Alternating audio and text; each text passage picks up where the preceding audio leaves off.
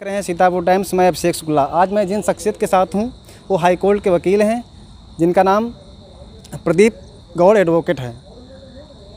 Pradeep Gaur advocate लगातार जनहित के मुद्दे उठाते रहते हैं और सामाजिक कार्य में रुचि रखते हैं। आज वो मेरे साथ हैं, आइए मैं आपसे रूबरू कराता हूँ। प्रदीप जी, आपका हमारे चैनल पर बहुत बहुत स्वागत है। सबसे पहले आपका बहुत बहुत आभार, सभी दर्शकों को आभार, और आपने अपने इस प्रतिष्ठित प्लेटफॉर्म पे हमें आमंत्रित किया, बहुत बहुत धन्यवाद। हम आप आज से कुछ बात करेंगे और जनता के जुड़े जो मुद्दे हैं जिनसे जनता लगातार परेशान रहती है, उन मुद्दों से, उन परेशानियों से वो कैसे समाधान करे, उन विषय पर मैं आपसे बात करूंगा। बिल्कुल बिल्कुल, मैं बहुत ही सहजता से समझाने का प्रयास करूंगा। पुनः मैं आपका सीतापुर टाइम्स चैनल पर हार्दिक स्वागत करूँगा। पहला सवाल ये है कि आप यूट्यूब पर कब से हैं और यूट्यूब पर आने का उद्देश्य क्या रहा है आपका? देखिए, यूट्यूब पर तो हमें लगभग 2 साल होने जा रहा है। 2 साल से हम यूट्यूब पर हैं। हमारा Pradeep legal help YouTube channel है। और अगर हम उद्देश्य की बात करें तो मेन उद्देश्य हमारा है लोगों को कानूनी रूप से जागरूक करना। कि हमने देखा, चूँकि मैं भी गांव से हूं और हमने अपनी जो प्रारंभिक शिक्षा दीक्षा भी हमने गांव से ही पूर्ण की है। उसके बाद हमने फिर लखनऊ यूनिवर्सिटी से लॉ ग्रेजुएट किया है और उसके बाद फिर इलाहाबाद हाई कोर्ट खंडपीठ लखनऊ में अधिवक्ता के रूप में प्रैक्टिस कर रहा हूं। लेकिन इस पूरे सफ़र में जो हमने देखा कि गांव स्तर पे लोगों में कानूनी रूप से जागरूकता के अभाव में लोगों का बहुत शोषण होता है। लोग कानूनी रूप से जागरूक नहीं होते तो उनको काफ़ी समस्या का सामना करना पड़ता है। उनके शोषण का मुख्य जो कारण हमको समझ में आया, वो समझ में ये आया कि वो कानूनी रूप से जागरूक नहीं हैं। तो अगर लोग कानूनी रूप से जागरूक होंगे तो कहीं ना कहीं हमारे क्षेत्र का, हमारे समाज का, हमारे देश का विकास होगा। तो इसीलिए हमने आम जनता तक कानूनी जानकारी पहुंचाने के लिए हमने Pradeep legal help YouTube channel create किया और उस पर लगभग 750 से भी ज़्यादा कानूनी रूप से हर एक छोटी बड़ी जानकारी को बहुत ही सहजता से समझाने का प्रयास किया है, जिसको लोग पसंद भी करते हैं। काफ़ी आप लोगों का प्यार मिला उस पर। जो हमारा चैनल प्रदीप लीगल हेल्प है, काफ़ी आप लोगों ने उस पर प्यार दिया। तो आज उस पर लगभग 5000 प्लस सब्सक्राइबर भी हैं और दिन पर दिन उन्नति कर रहा है और काफ़ी सराहना करते हैं लोग। तो ये सब आप लोगों का प्यार है और मेन उद्देश्य जो था वो था कि लोगों को कानूनी रूप से जागरूक करना, सिर्फ और सिर्फ यही उद्देश्य। बहुत अच्छा कार्य कर रहे हैं आप, लोगों को जागरूक कर रहे हैं कानून से। ये आप लोगों का प्यार है और स्नेह है जिससे मैं कर पा रहा हूँ। चूँकि स्टार्टिंग की अगर हम बात करें कि आपने स्टार्ट कैसे किया, तो कहीं ना कहीं हमारे मन में ये सवाल उत्पन्न हो रहा था कि कुछ न कुछ बेहतर किया जाए और लगातार माइंड में आ रहा था। एक्चुअली हमारी छोटी सिस्टर का चैनल है राखी की पाठशाला, तो वो पहले से ही यूट्यूब पर चैनल बना के काम कर रही थी, लोगों को शिक्षित कर रही थी। उसका पढ़ाई लिखाई से का चैनल है, उस पर बायो पढ़ाती है राखी की पाठशाला पे। तो कई बार उसने कहा कि हाँ भैया, आप भी यूट्यूब पर चैनल बनाइए और लोगों को कानूनी रूप से जागरूक कीजिए। लेकिन कहीं ना कहीं हम सोच रहे थे कि कहाँ से शुरू करें, कहाँ पे ख़त्म करें, क्या करें। माइंड में काफ़ी कुछ चल रहा था। तो उसके बाद एक दिन हम अपने ही अटैया रेलवे स्टेशन पर खड़े थे, तो हमारे एक परम मित्र विकास यादव जी से मुलाकात हुई। तो कुछ चर्चा हुई उनसे, तो उन्होंने कहा कि प्रदीप, तुम यूट्यूब चैनल बनाओ और लोगों को कानूनी रूप से जागरूक करो। और सबसे बड़ी चीज़ यह है कि उन्होंने कहा कि यार तुम कर सकते हो। काफ़ी लोग सोचते हैं लेकिन कर नहीं पाते, लोग करते हैं तो सोचते नहीं हैं। लेकिन आपके अंदर वह दोनों क्वालिटी हैं, आप सोचते भी हो और कर भी सकते हो।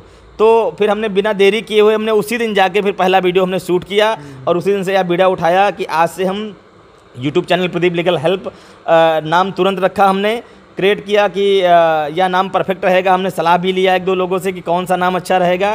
तो 1-2 लोगों ने से पूछा तो उन्होंने बताया कि यह नाम बहुत परफेक्ट है।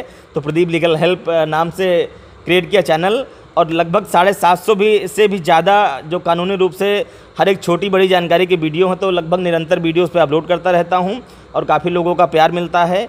और बहुत अच्छा लगता है कि जब कोई कहता है कि हाँ सर, आपके वीडियो से सर हमको रिलीफ मिली है और हम कहीं समस्या में फंस गए थे, लेकिन आपका वीडियो देखे तो हमको काफ़ी जानकारी हो गई है। कई विधि के छात्र हैं, जो कानून के छात्र हैं, वो भी हमारा चैनल देखते हैं कि सर हमको एग्ज़ाम देने जाना था LLB का, तो सर हम आपको फॉलो करता हूँ, आपका यूट्यूब चैनल देखता हूँ, तो काफ़ी जानकारी वहाँ से मिलती है। अभी हमने उस पर एक नया एपिसोड शुरू किया है, वर्दी का जुनून। तो अभी जो मित्र हमारी UPSI की परीक्षा में बैठने जा रहे हैं, उनके लिए हमने खासकर ये एपिसोड शुरू किया है, वर्दी का जुनून, जो प्रदीप लीगल हेल्प के माध्यम से लोगों को यह बताने का काम करेगा हमारा चैनल की IPC, CRPC और भारतीय संविधान के जो भी रोचक और इम्पोर्टेंट सवाल हैं वह हमारे चैनल पे देखने को मिलेंगे। अगर पुलिस किसी को गिरफ्तार करती है तो गिरफ्तारी का कारण पूछ सकते हैं? बिल्कुल पूछ सकते हैं। या तो गिरफ्तार जो व्यक्ति होता है उसका अधिकार होता है और सीआरपीसी की धारा 50 में यह प्रावधान किया गया है कि जिस व्यक्ति की गिरफ्तारी की जा रही है उसको यह जानने का अधिकार है कि गिरफ्तारी क्यों की जा रही है, और वह पुलिस से यह भी कह सकता है कि जहाँ से उसको गिरफ्तार किया गया है वहाँ से वो गिरफ्तारी का मेमो बना ले। गिरफ्तारी का मेमो जो होता है, जो व्यक्ति गिरफ्तार होता है उसके परिवार के किसी सदस्य का साइन करवाना होता है, या उस लोकेलिटी के जहाँ पर वो गिरफ्तार किया जा रहा है उस लोकेलिटी का कोई भी सम्मानित व्यक्ति होता है, उसके साइन करवाने आवश्यक होते हैं। पुलिस को, या पुलिस की ड्यूटी है, और पुलिस बताएगी कि आपको क्यों गिरफ्तार किया जा रहा है। जैसे कि आपने देखा होगा कि अभी हाल ही में पूर्व आईपीएस अधिकारी अमिताभ ठाकुर की गिरफ्तारी हो रही थी, तो उसमें वीडियो जो वायरल हुआ था उसमें दिखाया जा रहा था कि वो लगातार कह रहे थे कि हमको गिरफ्तारी का कारण बताइए, हमको एफआईआर कॉपी दीजिए कि हमको गिरफ्तार क्यों किया जा रहा है। तो अगर पुलिस ऐसा नहीं करती है तो या फिर जो मुलजिम होता है जिसकी गिरफ्तारी हो रही है उसके लिए भविष्य में काफ़ी फ़ायदा करेगी, क्योंकि जब उसकी बेल होगी या फिर उसका विचारणा मुकदमा होगा न्यायालय में और वहाँ पर यह चीज़ प्रूफ हो पाएगी कि पुलिस ने गिरफ्तारी का कारण नहीं बताया था, दबाव बनाकर ज़बरदस्ती गिरफ्तार कर लिया था, गिरफ्तारी का मेमो नहीं बनाया था, अर्थात सीआरपीसी की जो भी धाराएं हैं उनका पालन नहीं किया था। जैसे कि कहा जाता है कि गिरफ्तारी का कारण जानने का अधिकार है, और पुलिस जब गिरफ्तार करती है तो 12 घंटे के अंदर जो मुलजिम व्यक्ति होता है उसके परिवार वालों को बताने की जो ड्यूटी होती है पुलिस वालों को, कि जब किसी व्यक्ति को गिरफ्तार करोगे तो 12 घंटे के अंदर उसके घर वालों को सूचित करोगे कि फला व्यक्ति की गिरफ्तारी फला कारणों से हो गई है, और 24 घंटे के अंदर मजिस्ट्रेट के समक्ष पेश कराओगे। ये नहीं है कि गिरफ्तार कर लिया है तो 24 घंटे से ज़्यादा थाने पे बैठाए हो, जोर दबाव बना रहे हो। हाँ, ये अलग बात है कि पुलिस करती है, लेकिन अगर ऐसा करती है, अगर आप साबित कर लेते हैं तो आपको आगे काफ़ी फ़ायदा मिलेगा मुकदमे में। जी, हमारा दूसरा सवाल ये है कि अगर किसी व्यक्ति पर फर्जी मुकदमा लग जाए तो उससे वो कैसे बच सके? दरअसल अगर किसी व्यक्ति को फर्जी फंसाया जा रहा है, जैसे कि लोग होता कि पावर और पैसे का गलत दुरुपयोग करते हुए मिथ्या आरोप लगाकर गलत तरीके से मनगढ़ंत कहानी बनाकर यदि किसी व्यक्ति को फर्जी किसी केस में फंसाते हैं और वह व्यक्ति वास्तव में निर्दोष है, बेगुनाह है, तो उसको घबराने की बिल्कुल ज़रूरत नहीं है। सबसे पहले तो उसको अपनी बेगुनाही के सबूत इकट्ठा करने चाहिए, जैसे कि ऑडियो रिकॉर्डिंग, वीडियो रिकॉर्डिंग या फोटोग्राफ्स आदि, या फिर जब घटना हुई थी, जो भी कथित घटना है जिस घटना में उसको संबद्ध करके जेल भेजने की धमकी दी जा रही है या गिरफ्तार किया जा रहा है, तो उस समय वो वहाँ पर थे ही नहीं, कहीं बाहर था, तो वहाँ का कोई एयर टिकट, बस टिकट, रेल टिकट, या किसी होटल में रुका था, वहाँ का कोई प्रूफ। तो सबसे पहले मोटा मोटा हम यह मान लें कि हमको बेगुनाही के सबूत इकट्ठे करने चाहिए, और उसके बाद धारा 482 सीआरपीसी के तहत आप हाई कोर्ट का दरवाज़ा खटखटा सकते हैं, और आर्टिकल 226 के तहत आप अपने विरुद्ध दर्ज झूठी एफआईआर को चैलेंज कर सकते हैं। तो उसमें आप कह सकते हैं कि हमको फर्जी गिरफ्तार किया गया है, हमारे पास ये प्रूफ हैं, तो अपने अधिवक्ता के माध्यम से आर्टिकल 226 के तहत आप जो एफआईआर क्वेसिंग में जा सकते हैं। तो माननीय उच्च न्यायालय के पास यह पावर होता है कि आपके विरुद्ध जो भी फर्जी एफआईआर दर्ज हुई है उसको नष्ट किया जा सकता है, क्वेश कर सकता है। जी, अगर पुलिस किसी के साथ हाथापाई करती है या गाली गलौज करती है तो उस स्थिति में जनता क्या करे? देखिए, जाहिर सी बात है कि अगर पुलिस किसी के ऊपर हाथापाई करती है तो जनता उसके खिलाफ एक्शन ले सकती है। ऐसा नहीं कि वो पुलिस वाले हैं, वर्दीधारी हैं, तो उनके खिलाफ एक्शन नहीं लिया जा सकता है, उनकी भी शिकायत की जा सकती है, उनके भी विरुद्ध एफआईआर दर्ज कराई जा सकती है।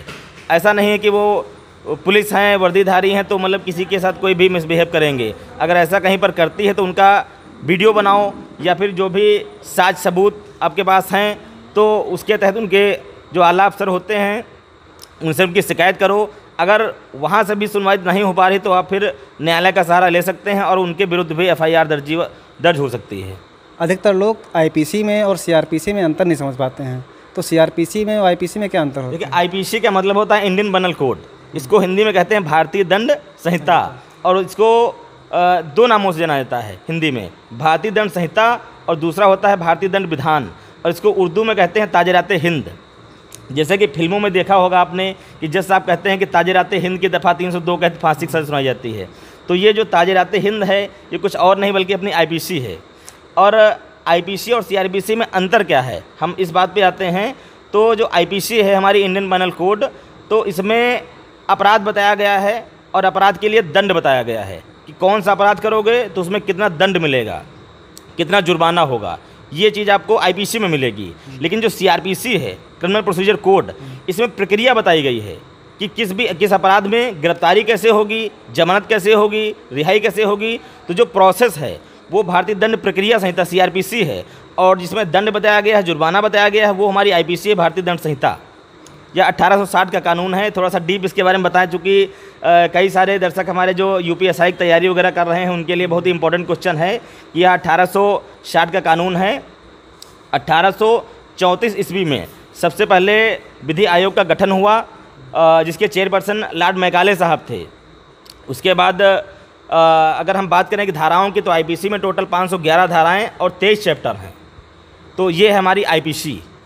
तो आशा करते हैं कि आप IPC और CRPC में डिफरेंस समझ गए होंगे। जनता जरूर समझ गई होगी, जो दर्शक देख रहे हैं वो IPC और CRPC में उन लोगों के लिए बहुत ही इंपॉर्टेंट है जो कानून के छात्र हैं, कानून की तैयारी कर रहे हैं या फिर UPSI की तैयारी कर रहे हैं, तो इम्पोर्टेंट क्वेश्चन है उनके लिए। अगर कोई लड़की या फर्जी बलात्कार जैसे मुकदमे लगाती है तो उन पर क्या समाधान कर सकते हैं? जाहिर सी बात है कि अगर कोई गलत तरीके से आप पे कोई भी आरोप लगा रहा है तो आप उच्च न्यायालय की शरण ले सकते हैं। आर्टिकल 226 के तहत, जैसा कि हमने पहले बताया, कि आप साज सबूतों और गवाहों के आधार पर अपने अधिवक्ता के माध्यम से माननीय उच्च न्यायालय का दरवाजा खटखटा सकते हैं, और आपके साज सबूतों, गवाहों और दलीलों के आधार पर यदि माननीय उच्च न्यायालय को लगता है कि वास्तव में आप बेगुनाह हैं, निर्दोष हैं, तो आपके विरुद्ध जो भी आरोप लगाया गया है, जो भी FIR दर्ज की गई है, उसको निश्चित तौर पर उसको नष्ट करने का, उसको क्वेश करने का अधिकार माननीय उच्च न्यायालय को है। तो बिल्कुल भी घबराने की जरूरत नहीं है। और यहाँ पे बताना चाहूँगा कि FIR हो जाती है, किसी को गलत तरीके से फंसा दिया जाता है, तो यहाँ पे और भी प्रावधान है। पहला तो हो गया कि आप FIR क्वेशिंग में जा सकते हैं, जो भी साज सबूत गवाह आपके पास हैं उनके आधार पर अपने अधिवक्ता के माध्यम से माननीय उच्च न्यायालय के समक्ष क्वेशिंग में जा सकते हैं। और दूसरा भी आ गया एंटीसिपेटरी बेल, जिसको बोलते हैं अग्रिम जमानत। अग्रिम जमानत से अभिप्राय गिरफ्तारी के पहले ही जमानत। ये धारा 438 CRPC का है। यह प्रावधान यूपी में अभी हाल ही में लागू हुआ, इसके पहले नहीं थी। तो FIR होने के बाद यदि आपको एंटीसिपेटरी बेल यानी कि अग्रिम जमानत मिल जाती है, तो इस स्थिति में पुलिस आपको गिरफ्तार नहीं करेगी और जांच करेगी मामले की। FIR दर्ज करने के बाद फिर अब जांच करेगी। जांच में यदि मामला सही पाया गया तो फिर चार्जशीट लगा देगी, आरोप पत्र लगाएगी न्यायालय में। यदि मामला झूठा पाया गया तो फिर उसमें FIR लगा देगी, फाइनल रिपोर्ट लगा देगी। लेकिन इस बीच आपकी गिरफ्तारी नहीं होगी।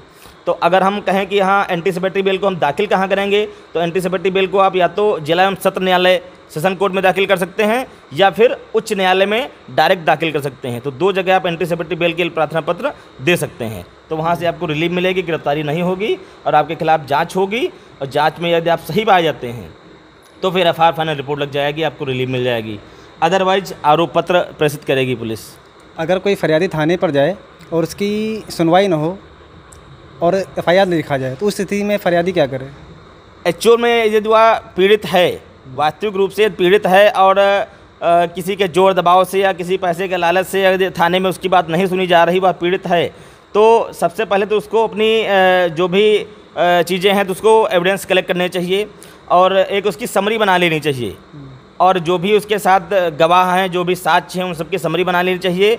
और उनके जो पुलिस के जो आला अफसर होते हैं, जैसे कि CO, SP यानी कि सुपरिटेंडेंट ऑफ पुलिस महोदय के वो सूचित कर सकता है कि फला फला घटना वहाँ पर हुई है, फला फला समय पर हम थाने पे गए थे, लेकिन फला फला व्यक्ति के जोर दबाव से या फिर पैसे के लालच में अपोजिट पार्टी से पुलिस मिल गई है, हमारी बात नहीं सुन पा रही है, हमारी बात नहीं सुन रही, हमको इग्नोर कर रही है और थाने से भगा दिया है। तो निश्चित तौर पर SP महोदय उस पर संज्ञान लेंगे और उसकी FIR दर्ज की जाएगी।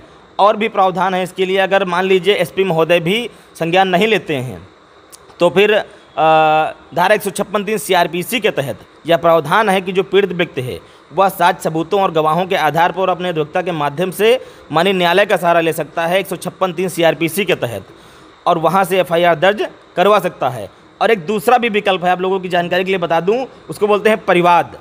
कि आपको 156(3) हो गया। दूसरा, पहली चीज़ तो थाने से डायरेक्ट आप जो है FIR दर्ज करवा सकते हैं, लेकिन वहाँ से अगर आपकी बात नहीं सुनी जाती है, SP महोदय के पास जाते हैं, मान लीजिए वहाँ से भी आपकी बात नहीं सुनी गई क्योंकि हो सकता है अपोजिट पार्टी थोड़ा ज़्यादा पावरफुल है, ज़्यादा पैसे वाली है, वहाँ से भी आपको निराश होकर लौटना पड़ा, तो आप 156(3) के माध्यम से न्यायालय का सहारा ले सकते हैं। और दूसरा है परिवाद। परिवाद के माध्यम से भी आप जो अपोजिट पार्टी है उस पर मुकदमा पंजीकृत करवा सकते हैं। अच्छा, ये जीरो FIR क्या होती है? जीरो FIR, बहुत अच्छा क्वेश्चन किया आपने। जीरो FIR का मतलब होता है कि जिसमें क्राइम नंबर नहीं होता है। जब भी पुलिस कोई FIR पंजीकृत करती है, आपने अगर कोई FIR देखी होगी तो उसमें एक क्राइम नंबर होता है कि सीरियल नंबर होता है, क्राइम नंबर होता है कि मतलब क्राइम नंबर अब इसका है बढ़ता जाता है। लेकिन जीरो एफआईआर जो होती है उसमें कोई क्राइम नंबर नहीं होता है। और जीरो एफआईआर का मतलब ये होता है कि अक्सर जैसे एक्सीडेंट जैसे मामले हो जाते हैं या कोई लूट के मामले हो जाते हैं, जैसे कि चैन स्नैचिंग हो गई। अभी मान लीजिए आप हाईवे पे जा रहे हैं, कोई भी मान लीजिए कोई भी थाना क्षेत्र के अंतर्गत हैं, वहाँ पे चैन खींच के कोई भाग रहा है अगर मुलजिम, और वह भागते भागते और पब्लिक उसका पीछा कर रही है कि चैन खींच के फला व्यक्ति भाग रहा है, लेकिन वो दूसरे थाने के क्षेत्राधिकार में पहुंच गया, तो वहाँ पे पुलिस आपको यह कह के नहीं टाल सकती है कि मामला हमारे थाने का नहीं है, चैन आपकी फला जगह पे खींची गई थी, आप फला जगह एफआईआर करवाओ। क्योंकि अगर पुलिस ऐसा कहेगी तब तक अपराधी भाग जाएगा, क्योंकि मामला आपके थाने के क्षेत्र का है और चैन खींची गई दूसरे थाने में। तो इस स्थिति में पुलिस क्या करती है कि एफआईआर पंजीकृत करती है, जीरो एफआईआर, उसमें क्राइम नंबर नहीं डालती है। जीरो एफआईआर दर्ज करने के बाद जो भी प्रोसीडिंग होती है, पुलिस गिरफ्तारी करती है, जो भी कार्रवाई पुलिस की होती है वो करती है, और उसके बाद जो भी संबंधित थाना होता है उस थाने को वो ट्रांसफ़र कर देती है। तो जो आपका थाना होगा, जिस क्षेत्राधिकार में घटना हुई होगी, उस थाने में ट्रांसफ़र कर देगी और वहाँ से आपको एक क्राइम नंबर मिल जाएगा।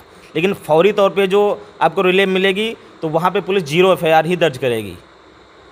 अक्सर ऐसा एक्सीडेंट के मामले में होता है, क्योंकि एक्सीडेंट देख के नहीं होता कि किस थाना क्षेत्र में होता है, कहाँ होता है। एक्सीडेंट के मामले में होता है, या फिर कहीं पे चैन स्नैचिंग हुआ, या फिर महिलाओं के साथ मतलब छेड़छाड़ हुई, ऐसे कई विभिन्न मामले हैं जिसमें अक्सर जीरो एफआईआर देखने को मिलती है। तो पुलिस यह कह के नहीं टाल सकती कि हमारे थाने का मामला नहीं है। जिस थाने के आस पड़ोस में हुआ है मामला, उस संबंधित थाने में आप जाकर जीरो एफआईआर दर्ज करवा सकते हैं। अगर कोई बालिग लड़का है और लड़की है और जाति में हो या अंतर जाति हो, अगर भाग कर शादी करता है तो क्या पुलिस कार्रवाई कर सकती है उस पर? बिल्कुल नहीं करेगी। अगर बालिग है, देखिए बालिग होने का मतलब यहाँ पर सिर्फ और सिर्फ 18 वर्ष की आयु पूर्ण करने से नहीं है, क्योंकि यह चीज़ कन्फर्म कर देना यहाँ पे थोड़ा सा आवश्यक होगा। लोग समझते हैं कि 18 साल के हो गए हैं, बालिग हो गए हैं, तो 18 साल के हो गए हो, बालिग हो गए हो तो अच्छी बात है, लेकिन सिर्फ आप वोट देने के लिए बालिग हो गए हो। चूँकि हिंदू विवाह अधिनियम में जो प्रावधान है शादी करने का, कि लड़के की उम्र कम से कम 21 वर्ष या 21 वर्ष से अधिक की होनी आवश्यक है, और जो लड़की की उम्र है वह कम से कम 18 वर्ष या 18 वर्ष से अधिक की होनी आवश्यक है। यदि आपने यह उम्र पार कर ली है, यह स्टेज आपने पार कर ली है, तो आप किसी भी जात में, किसी भी धर्म में आप शादी कर सकते हैं, कोई भी बाध्य नहीं है, कोई भी आपको परेशान नहीं करेगा। यदि आपको कोई परेशान करता है तब भी आप माननीय उच्च न्यायालय के समझ जा सकते हैं आर्टिकल 226 के तहत कि हमारे हक और अधिकारों का हनन हो रहा है, हम शादी करने लायक हो गए हैं। जो हमारी जो भी हिंदू विवाह अधिनियम में जो भी तारीख, जो भी उम्र तय की गई है, उस उम्र को हमने पार कर लिया है और अब हम शादी करने योग्य हैं। तो ऐसी स्थिति में कोई भी आपको परेशान नहीं कर सकता, ना ही तो पुलिस परेशान कर सकती है, और ना ही परिवार वाले, ना रिश्तेदार, और ना ही किसी जात धर्म या समुदाय के कोई व्यक्ति। अगर ऐसा कोई करता है तो माननीय उच्च न्यायालय उनकी पूरी मदद करेगा और उनको सिक्योरिटी भी मिलेगी। अक्सर देखा जाता है कि अगर होटल में कोई लड़का लड़की है तो पुलिस उसको गाली गलौज करके, अभद्रतापूर्ण व्यवहार करके करती है, ऐसा करती है, तो क्या ऐसा करना सही है? बिल्कुल गलत है। अगर ऐसा कहीं पर होता है तो आप उससे क्वेश्चन पूछ सकते हैं। ऐसा तब हम बर्दाश्त कर सकते हैं जब कोई लड़का लड़की नाबालिग होता है, लेकिन अगर कोई बालिग लड़का या लड़की किसी होटल में है या कहीं पर किसी होटल में है, पार्क में है, कहीं पर है, तो ऐसी स्थिति में पुलिस उससे छेड़छाड़ नहीं कर सकती, उससे यहाँ तक उससे क्वेश्चन भी नहीं कर सकती है कि आप यहाँ पर क्यों बैठे हो, क्या है क्या नहीं है, गार्जियन को ब्लॉक कुछ भी नहीं कर सकती है। अगर ऐसा पुलिस करती है तो आप उससे क्वेश्चन कीजिए, और जो भी आपके पास हो सके कि ऑडियो रिकॉर्डिंग, वीडियो रिकॉर्डिंग, या फिर जो भी वहाँ पे गवाह हों, जैसे आप साबित कर पाएँ कि फला व्यक्ति ने, फला पुलिस वाले ने हमसे बदतमीजी की, लेकिन आपको यहाँ पे यह प्रूफ करना पड़ेगा कि आप बालिग हैं। शर्त यह है कि आप नाबालिग ना हो, तो आप किसी भी होटल में रुक सकते हैं, किसी भी पार्क में जा सकते हैं, कहीं पर बैठ सकते हैं, पुलिस आपको डिस्टर्ब नहीं करेगी। क्योंकि मानी सुप्रीम कोर्ट का या जजमेंट है, मानी सुप्रीम कोर्ट की यह रूलिंग है कि कोई भी बालिग लड़का या लड़की किसी भी जात धर्म समुदाय का हो तो अपनी इच्छा से कहीं पर भी रह सकता है। दूसरी भाषा में इसको कहें तो इसी को कहते हैं लिव इन रिलेशनशिप। अगर वह एक पति पत्नी की हैसियत से भी साथ में रहता है तब भी उस पर कोई भी जोर दबाव नहीं बनाया जा सकता, उनको अलग नहीं किया जा सकता है और कोई भी डिस्टर्ब नहीं कर सकता है, लेकिन शर्त यह है कि वह बालिग होनी चाहिए। तो इसी को लिव इन रिलेशनशिप कहते हैं। अच्छा, अधिकतर प्रेमी जोड़ों को कोर्ट मैरिज करने में काफ़ी प्रॉब्लम होती, तो अगर होती है प्रॉब्लम नहीं, अगर कोई करना चाहे तो क्या उसकी विधि क्या है, कैसे करे वो कोर्ट मैरिज? देखिए, कोर्ट मैरिज करने के लिए सबसे पहले तो यह देखना होगा कि उम्र कितनी है। जैसा कि हमने पहले बताया कि हिंदू विवाह अधिनियम में यह प्रावधान है कि लड़के की उम्र कम से कम 21 वर्ष से अधिक की होनी चाहिए और लड़की की उम्र कम से कम 18 वर्ष या इससे अधिक की होनी चाहिए। उसके बाद चाहिए होता है डॉक्यूमेंट्स, क्योंकि प्रॉब्लम जो आपने बताया कि प्रॉब्लम होती है, तो प्रॉब्लम सबसे बड़ी प्रॉब्लम ये होती है कि लोग डॉक्यूमेंट्स ही कलेक्ट नहीं कर पाते, क्योंकि भाग के शादी करते हैं, आईडी उनके घर पे छूट जाती है। कौन से डॉक्यूमेंट लगते हैं? कौन से डॉक्यूमेंट? बहुत इंपॉर्टेंट क्वेश्चन किया, क्योंकि जो भी मित्र प्रेम विवाह करना चाहते हैं अर्थात कोर्ट मैरिज करना चाहते हैं उनके लिए क्वेश्चन बहुत ही इंपॉर्टेंट है।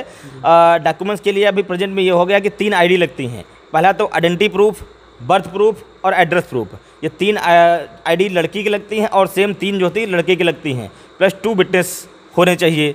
और लेकिन शर्त यही है कि वह पूर्णतः बालिग होना चाहिए। बालिग का मतलब जो हमने उम्र बताई हिंदू विवाह अधिनियम में, शादी करने की जो उम्र है, या उम्र वो क्रॉस कर चुका हो तो किसी भी जात धर्म समुदाय का हो शादी कर सकता है, कोई प्रॉब्लम नहीं होगी। हमारे बुलावे पर हमारे सीतापुर टाइम चैनल पर आए, आपका बहुत बहुत धन्यवाद। बहुत बहुत आभार। ये हमारा सौभाग्य है कि आपने अपने इस प्रतिष्ठित प्लेटफॉर्म पर हमको आमंत्रित किया और लोगों के समक्ष आने का सौभाग्य मिला। लोगों को कानूनी रूप से जो भी हमने समझाया, तो आशा करता हूँ कि लोगों को अच्छे से समझ में आया होगा और लोगों का हमें जो प्यार मिला उसके लिए बहुत बहुत आभार।